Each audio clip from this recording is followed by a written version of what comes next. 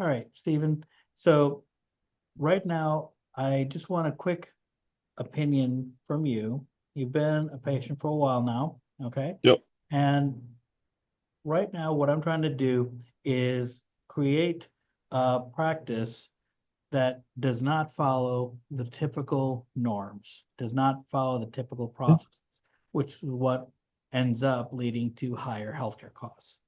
And I've started a GoFundMe page, okay, to start something, mostly to show how much it's needed.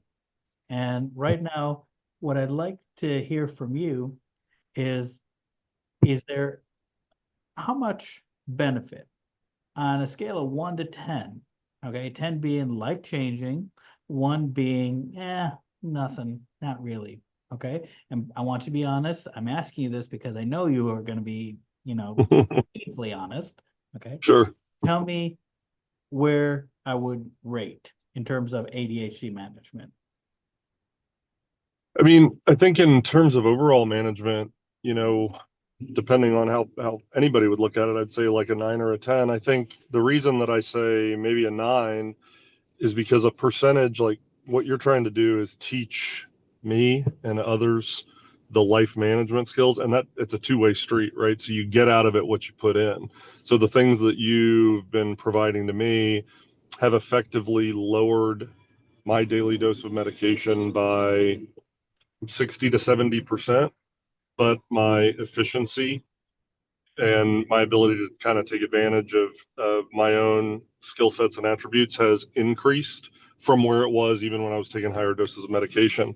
So, like, I think for me, you could say it's a 9 or a 10 because I've been able to do other things, but I think it's a two-way street.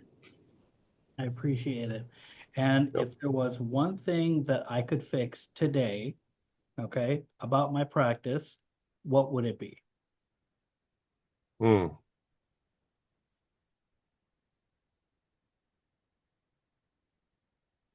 I don't know that I have anything at the moment.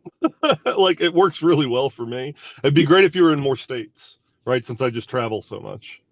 Fair enough. That is Yeah. actually that's a very honest answer. Okay. I Yeah. have had patients that have had to move out of state, whether for work or for family or Yeah. whatnot. Okay.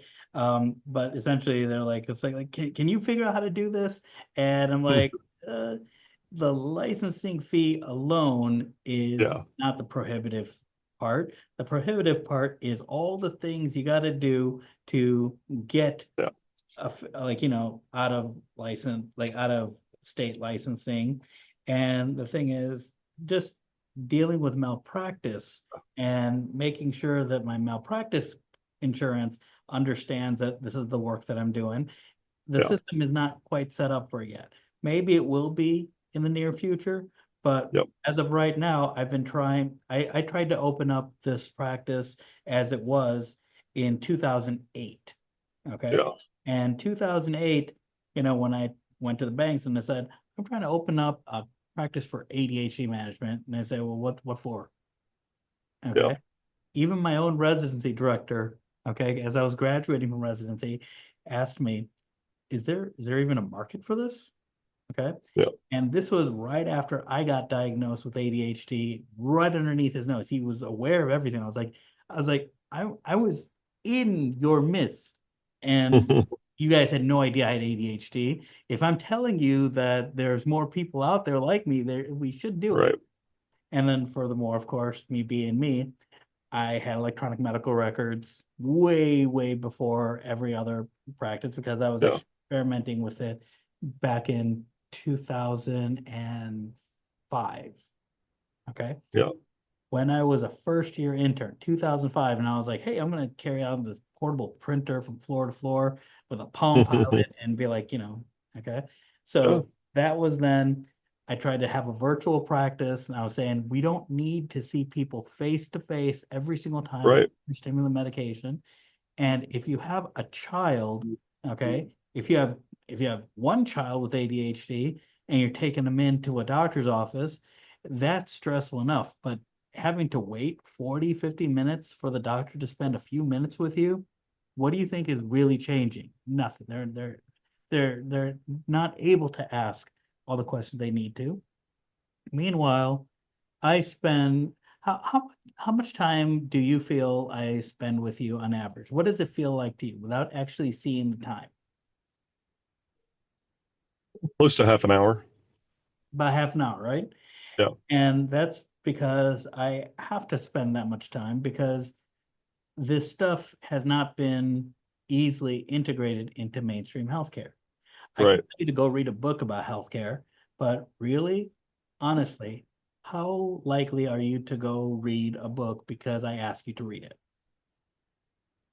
Well, I have a higher likelihood of doing that than others, but probably 20 to 30%. 20 to 30%. Okay. Yeah, If I said that number to any medical institution or organization saying, hey, we have a very high likelihood of getting information across, we just got to give these books out to people. Okay. yeah, They would be like, well, what's the likelihood? I was like, max 20, 30%. Okay. yeah, They'd say, like, yeah, it's not worth it. And here I'm saying, well, how about me spending 30 minutes at a time with a patient? Okay. yeah. That's when healthcare organizations would look at it like, well, we can bill for that time.